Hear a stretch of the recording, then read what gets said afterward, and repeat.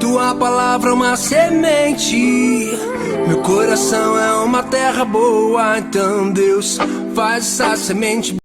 Fala galera, paz e Pentecostes. Você está no canal Jovens de Fogo, no curso de formação bíblico Boa Semente. Hoje nós vamos fazer breves comentários da carta de São Paulo a Tito, que é uma das 4 cartas pastorais, conforme vimos no vídeo anterior. A primeira e a segunda carta a Timóteo, a carta a Tito e também a carta a Filemon. Quando nós denominamos essas cartas como cartas pastorais, nós dizemos que esta carta não foi enviada de maneira específica, de uma forma universal, falando diretamente a toda a comunidade, mas que estas cartas foram enviadas a destinatários, pastores que eram líderes desta comunidade. E São Paulo vai exortar nessas cartas que os mesmos devem dar testemunho, viver em coerência com a sua fé. Os mesmos devem exortar e dirigir a comunidade na sã doutrina, e também eles devem proteger, refutar diante dos falsos mestres que adentram nessa comunidade com as suas heresias. Nesta carta, São Paulo ele vai enviar a um dos seus homens de confiança, um bispo que estava na cidade de Creta, que é o personagem Tito, que foi um grande cooperador de Paulo na sua obra missionária. No Novo Testamento nós vamos ter aí várias referências bíblicas acerca deste personagem bíblico. Uma dessas referências está em Gálatas no capítulo 2. Tito, ele era um pagão, um grego, e quando ele entrou em contato com Paulo em suas viagens missionárias, alguns judeus que se converteram ao cristianismo queriam obrigar a Tito a circuncidar. Nesta ocasião, São Paulo ele não vai permitir que Tito ele seja circuncidado. E diante desta polêmica, a igreja ela vai chegar numa declaração. A igreja primitiva do cristianismo, ela vai abandonar a circuncisão. Aquele agora que deseja estar em Cristo, ele adentra nesse mistério por meio do batismo. A segunda referência que nós encontramos está na segunda carta do apóstolo Paulo aos Coríntios. Então, na comunidade ao Corinto, existiam muitas divisões. E muitos líderes da comunidade não aceitavam Paulo como um apóstolo de Cristo. São Paulo enviou um dos seus cooperadores, Tito, para amenizar esses conflitos e essas discussões. No capítulo 7 da segunda carta, dos versículos 6 ao 14, nós vamos ver quando Tito encontra Paulo na Macedônia e Tito vai trazer boas notícias. Os conflitos foram amenizados e novamente a comunidade desejava que o apóstolo Paulo revisitasse a comunidade fundada por ele. Nós vamos ver também Tito organizando e inspirando a igreja que estava em Dalmácia, e também nesta carta, aonde ele vai ser enviado por Paulo como bispo para organizar a comunidade que estava na cidade de Creta, uma das pequenas comunidades que existia numa ilha do mar Mediterrâneo. Mas qual era a função de Tito? Nós encontramos aí no capítulo 1, no versículo 5.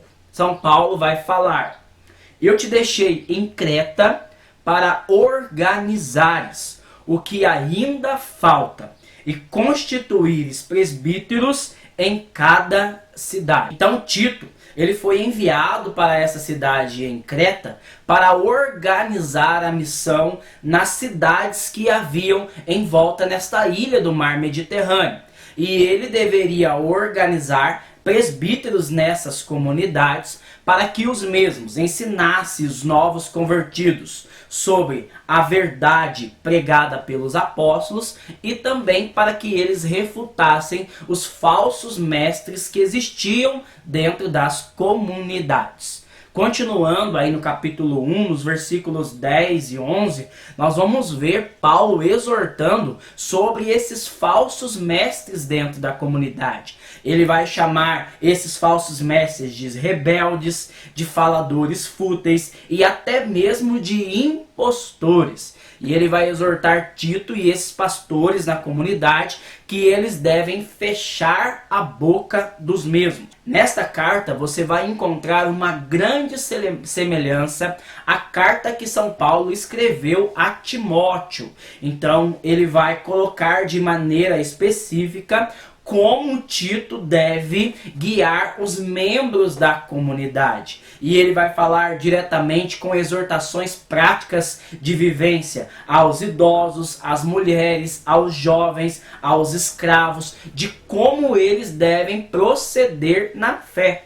Você vai encontrar essa realidade no capítulo 2, dos versículos 1 ao 10. A visão geral de Paulo é que a comunidade ela vai ser fortalecida pelas famílias que vão dar testemunho na fé. E para concluir, nós vamos ver que nesta carta nós encontramos uma grande palavra de destaque, que é a palavra salvação. Mais de 6 vezes a palavra salvação é encontrada nesta carta, tanto para falar da pessoa de Deus, mas também da pessoa de Jesus Cristo, a segunda pessoa da Santíssima Trindade em sua obra de redenção. A palavra salvação, que é um dos temas mais importantes da teologia, ela é abordada nesta carta como a manifestação da bondade de Deus. E essa manifestação da bondade de Deus, ela se torna palpável a nós com a vinda do nosso Senhor Jesus Cristo, aquele que é o nosso Salvador.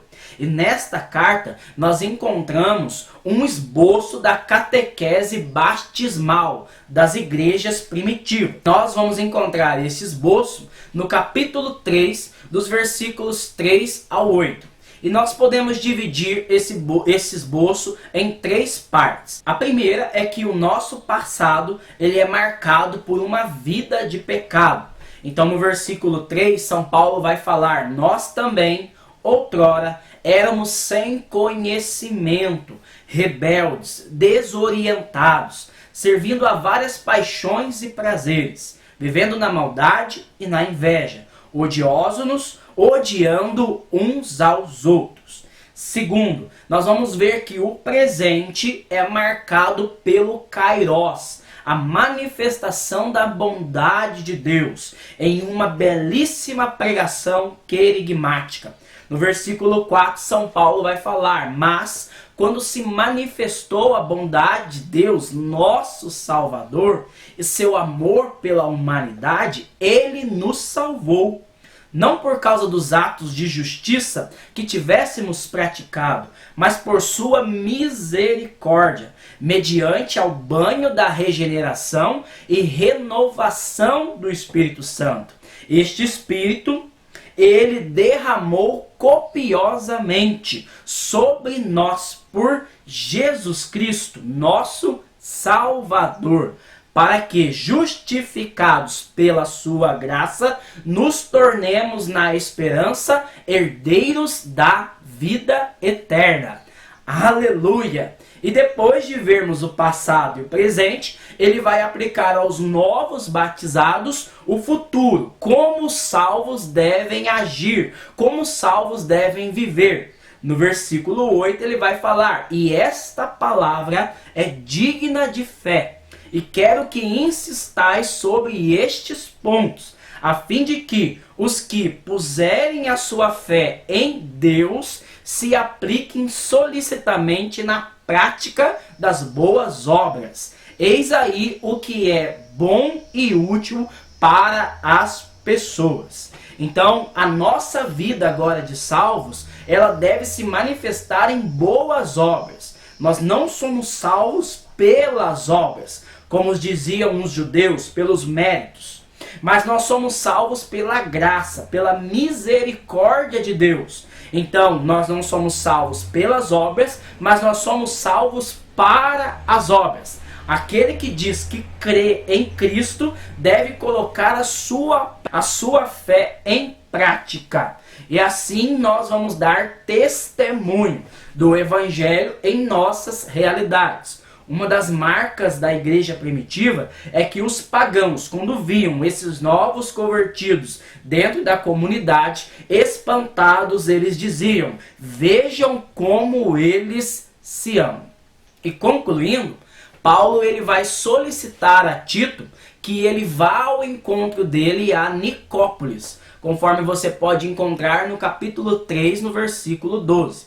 Aqui nós podemos ver o dinamismo dos primeiros cristãos. Os cristãos eram pregadores itinerantes, porque a igreja era uma igreja missionária, uma igreja em saída. E por isso ela se tornava também uma igreja fraterna. Tito, ele sai de Creta, onde ele está liderando essa comunidade, para visitar Paulo, que vai para Nicópolis para vê-lo durante o inverno.